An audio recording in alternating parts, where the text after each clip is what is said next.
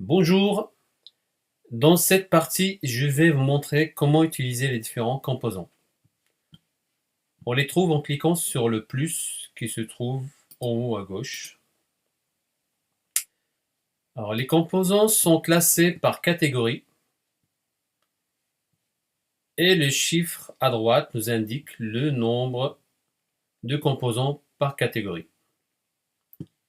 La première catégorie contient 6 composants, les plus utilisés, comme le texte, le bouton, les images, les listes. Alors, cette catégorie est une sorte de raccourci pour nous faire gagner du temps. D'accord? En dessous, on trouve la navigation. En général, ça concerne les barres de navigation. Il y en a deux, une en haut et une en bas. Concernant les listes, je préfère vous en parler dans une vidéo dédiée à ce sujet parce que j'ai pas mal de choses à vous montrer et j'estime qu'il faut prendre du temps pour cette catégorie de composants. Les boutons. Ici, on trouve les 4 types de boutons qu'on utilise en général dans une application, à savoir le bouton normal, le bouton d'action, l'icône et les cases à cocher. D'accord?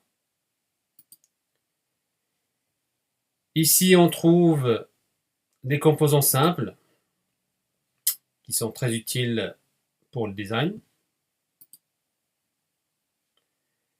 Dans la catégorie suivante, on trouve les formulaires, les champs saisie texte et les sélecteurs d'images et de fichiers.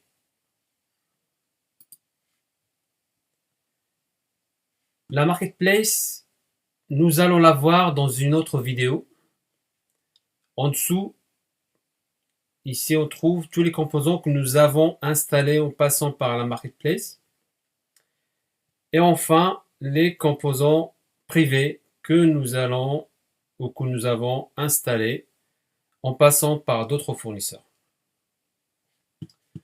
Alors pour les besoins de cette démonstration, je vais utiliser 4 écrans.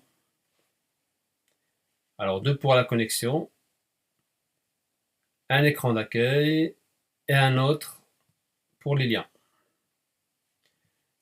Alors j'ai également importé une base de données déjà utilisée dans une autre application, mais ne vous inquiétez pas, nous allons voir ensemble et en détail dans une autre vidéo le fonctionnement de la base de données. Alors, commençons par les composants les plus utilisés. Les textes. Alors, pour ajouter un texte, ok, je clique tout simplement dessus et je glisse la souris vers l'endroit où je veux le déposer. D'accord? Alors, le texte, je peux modifier ici le texte. Par exemple, bonjour. Si je clique ici, d'accord, là, je peux le mettre en gras, en moyen,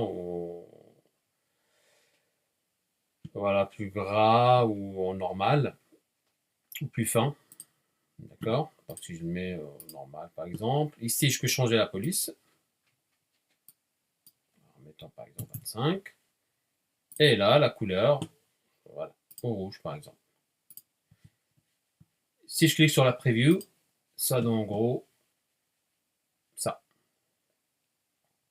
D'accord? Bonjour.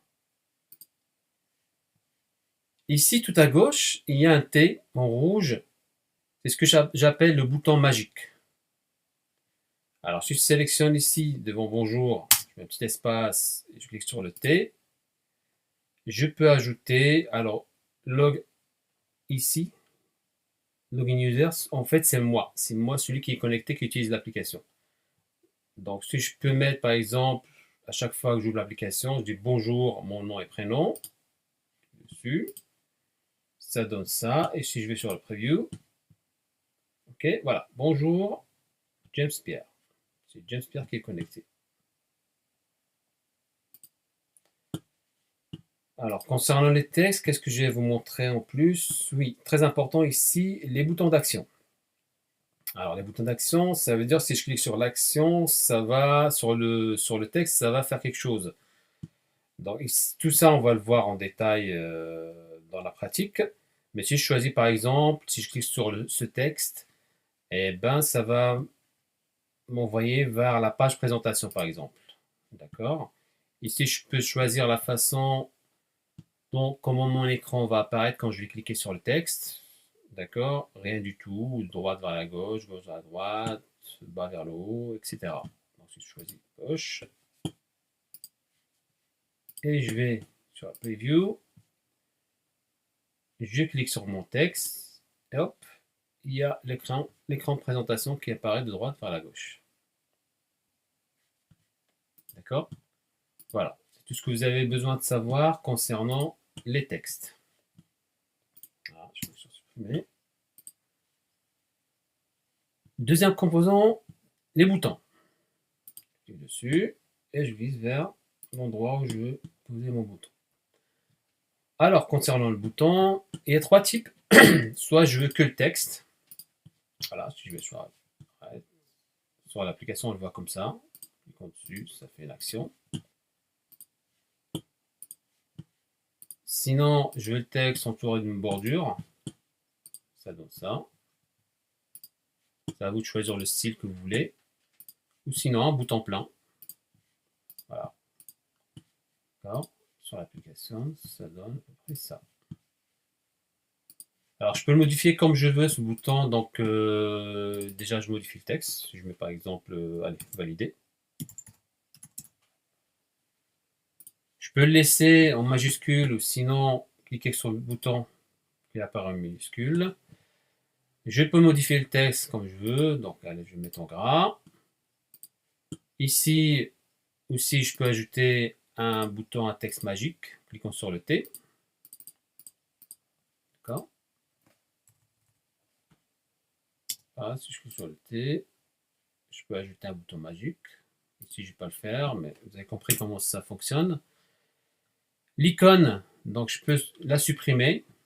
D'accord. Ça va me donner ça sur mon application, sur l'écran. Ou bien ajouter une icône. Si j'ajoute une icône pour valider, par exemple, voilà, comme ça donne ce résultat là. D'accord. Alors pour le style bouton, je peux arrondir aussi. En général, les boutons, je les arrondis toujours, ça, je trouve ça plus beau. Et je peux ajouter une action, un lien vers l'écran suivant, par exemple. Et cette fois-ci, je vais mettre voilà, un écran qui apparaît du bas vers le haut, par exemple. Voilà. Si je clique sur mon bouton, vous voyez, hop, j'ai mon écran qui apparaît du bas vers le haut. D'accord? Voilà ce qui concerne les boutons. Donc, soit je clique sur supprimer, soit je sélectionne le bouton et je vais ici, je vais supprimer là. Des listes, on va les voir après. La barre de navigation. Alors, la barre de navigation, je clique dessus et je viens directement, elle se pose automatiquement en haut. Parce que si j'ai que le raccourci pour la barre du haut. Alors, pour la barre de navigation, j'ai trois types de barres. Alors, j'ai la barre normale, d'accord, dans laquelle je peux choisir une couleur. La barre translucide, c'est-à-dire qui laisse passer la lumière au travers laquelle les objets paraissent flous. Ça donne à peu près ça. D'accord. Et la barre avec une image d'arrière-plan. C'est ça. D'accord. Je peux rajouter une image ici. Soit je vais la chercher dans la base de données, soit dans mon pod, dans mon application. D'accord. Alors, je vais choisir une petite image pour vous montrer comment ça fonctionne. Je vais donner des images. Oui, par exemple, je prends ça. Voilà, je clique dessus. Et sur la preview, ça nous donne ce résultat-là. D'accord. Alors moi, je préfère toujours mettre une barre simple. D'accord, on peut choisir la couleur comme on veut, la couleur du texte. Ici, cette icône, parce que la barre par défaut, elle vous donne une icône à gauche et un titre. D'accord, je peux la changer, cette icône, ou faire une action. D'accord, si je mets une action en général sur ce type d'icône, c'est une action pour un retour en arrière. Lien, back. D'accord, ça fait un retour en arrière. Je peux changer le titre. D'accord, c'est un texte. Bonjour, par exemple. Page d'accueil ou ce que vous voulez. Je peux mettre une icône à la place. Hein, voilà, un logo. Alors, je vais le chercher sur mon ordinateur. Un petit logo. Image, donc voilà, il y a un logo aussi. Voilà, ça donne ça. Et puis, on peut l'agrandir ici. Par exemple. C'est pas très très beau, mais c'est juste pour montrer le fonctionnement. Voilà, ça donne à peu près ça. Après, vous pouvez changer la couleur de la barre. Le design, c'est à vous de choisir comment vous voulez faire exactement. Texte, bon, bonjour, accueil, peu importe. Ici, on peut ajouter une icône à droite, deux icônes même à droite, avec une action. Là, par exemple, si je fais une icône, peu importe plus, voilà, avec une action vers l'écran suivant, par exemple. Et une autre icône à droite. Voilà, barre de recherche, pourquoi pas. D'accord. Ok, avec une action vers un écran de recherche, par exemple. Et ça va me donner cette barre de navigation. Voilà, si je clique ici, j'accède à l'autre écran. Et ici, par exemple, dans cette flèche, left icon, je peux mettre menu. Une icône menu. Voilà, c'est plus parlant. Voilà en gros comment je peux manipuler la barre de navigation du haut. Moi en général, je n'utilise pas cette barre de navigation, j'utilise surtout la barre de navigation qui se trouve tout en bas. D'accord. Et cette barre de navigation, je vais vous montrer comment je la modifie et comment je fais le design. Voilà, pour que je puisse ajouter pas mal d'éléments ici. Supprimer cette barre, je vais vous montrer comment on l'installe après. Alors, qu'est-ce qu'il nous reste à voir dans la première catégorie? L'image, très important. Alors, on clique dessus, on glisse vers notre écran. Et ici, on sélectionne soit une image dans la base de données, soit n'importe une image, comme on l'a fait tout à l'heure. Voilà, si je prends celle-ci, ça va donner sur l'écran exactement ça. Tout simplement.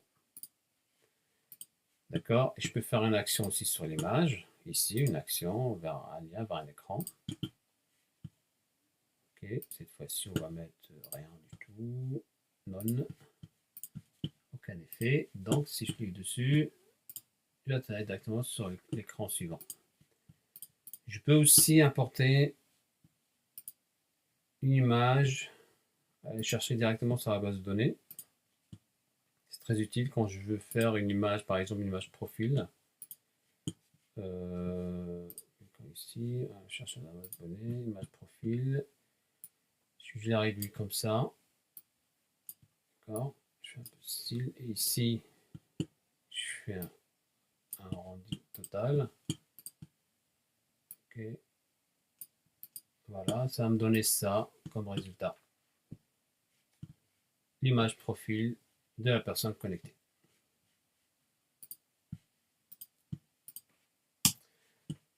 Voilà concernant les images. Et après, le formulaire. Très important. Le formulaire, donc je choisis ici quel type de formulaire je vais utiliser. Moi, je vais mettre par exemple utilisateur, formulaire utilisateur, parce que j'ai importé des utilisateurs dans la base de données. Je clique dessus et je choisis quel type de formulaire. Formulaire de connexion ou d'inscription. Alors, formulaire de connexion par exemple. Ici, on vient le modifier, le mettre en français. Par exemple, ici, adresse mail. Par exemple. Ici, je peux mettre, j'enlève moi en général ce texte. Vous pouvez mettre juste ajouter votre email si vous voulez. Alors cette partie ici, elle est très importante. Elle sert à quoi? Elle sert par exemple à exactement à dire si cette case, ce champ à remplir, il est obligatoire ou non. Donc pour que ce soit obligatoire, il faut activer ce bouton. Bon, en général, j'ajoute ici une étoile pour dire qu'il faut remplir ce champ obligatoirement et un petit texte pour prévenir l'utilisateur, par exemple, allez, veuillez renseigner votre adresse email. D'accord. On va faire la même chose pour le mot de passe.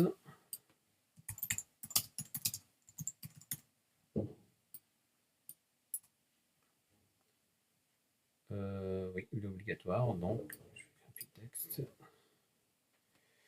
Tout simplement, mot de passe obligatoire. Bon, si vous voulez voir, je vais ajouter un petit texte ici pour voir l'effet que ça fait dans l'input, la case à remplir.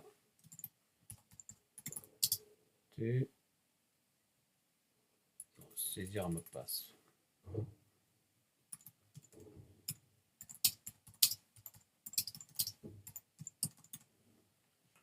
D'accord, le mot de passe. Très bien. Et le bouton, on va le mettre aussi en français. Le bouton est là. Connexion. Voilà. Hop. Voilà ce que ça donne sur notre application. Bon, on va le centrer quand même.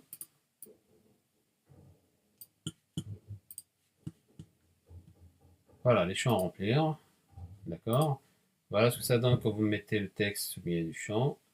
Et si on ne met rien, voilà les messages qui apparaissent, messages d'alerte. Veuillez renseigner votre adresse mail. Voilà, mot de passe obligatoire. Très bien. Donc, nous avons terminé avec la première catégorie. Petit raccourci. Maintenant, on passe à la navigation. Alors, la navigation, il y a deux barres. La première, on l'a vue, et à la barre du bas. Je vais enlever ce champ pour vous montrer comment ça fonctionne au niveau des barres de navigation. Alors, il suffit de cliquer dessus, et hop, elle va s'installer, glisser, elle va s'installer automatiquement en bas, exactement au bon endroit. Alors, moi, en général, là, il y a 5 icônes. Je mets 4. D'accord, que ce soit pas trop rempli. Donc là, par défaut, c'est la première icône qui est, on va dire, activée, parce que là, on la voit avec la couleur principale de l'application. Pour la changer, il faut venir ici, dans la barre, et choisir l'icône qui va être activée en fonction de l'écran où se trouve l'utilisateur. Si on veut activer la seconde icône, on clique sur ici. Vous voyez ici, voilà. Recherche, et on change. Recherche. Et ça nous donne ça.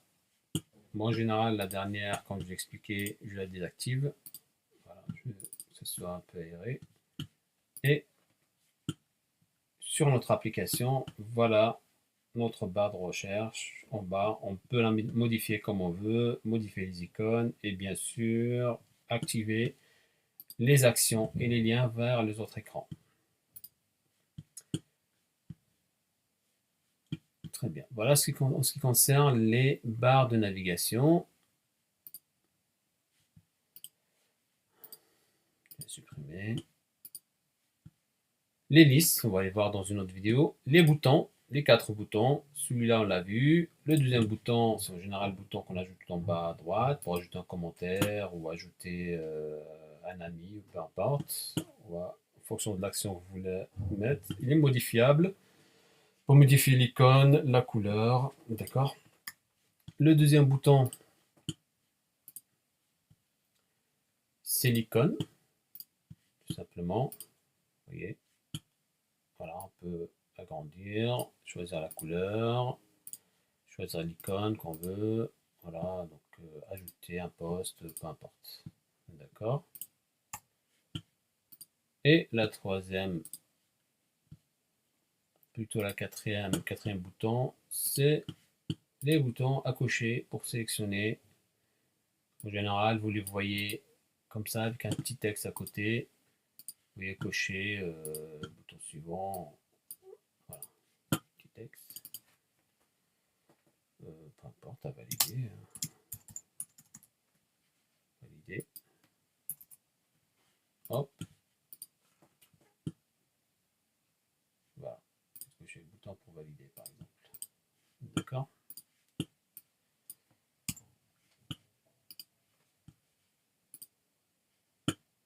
Donc les boutons, c'est bon. On passe maintenant aux composants simples. Ils sont très utiles aussi pour le design. Donc les textes, l'image, nous l'avons vu. Le rectangle, c'est ce que j'utilise moi pour la barre de navigation en haut. Voilà, vous voyez, je le mets là et puis je commence à ajouter la photo de profil ici et à le modifier comme il me semble. D'accord. Qu'est-ce qu'on peut faire avec les composants simples aussi? On peut faire un peu de design, par exemple, si je prends le rectangle, vous voyez, je le mets là. Avec un petit cercle, je peux faire quelque chose. Simple. Je prends un petit cercle ici. Je fais comme ça, par exemple. Et j'agrandis mon rectangle. Voilà. Si je donne la même couleur aux deux. Okay. Avec un petit texte en plus. Petit texte ici. Que je vais centrer.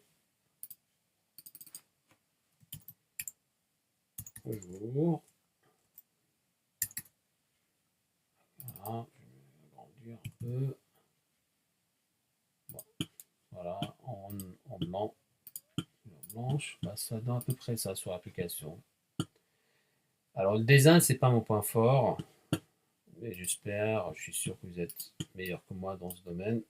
Je vous laisse choisir votre façon de faire. Après, nous avons la catégorie de formulaire et les champs à saisir. Donc, formulaire, on l'a vu cette fois. Ça, c'est champ pour saisir les textes. D'accord. Très beau texte. Donc, ça donne tout simplement ça. Et on vient ici pour remplir. Ça peut nous servir pour des formulaires si on veut faire nous-mêmes nos propres formulaires, nos propres designs. D'accord. Si on ne veut pas se fier au formulaire proposé par Adalo. Aussi, il y a le formulaire de liste. D'accord. Une liste à choisir. Par exemple, ici, moi, j'ai importé les départements dans la base de données. Si je mets ça, si je les classe par ordre. D'accord. Sur mon application, je sélectionne, ça va me donner la liste des départements. Okay. Très, très pratique.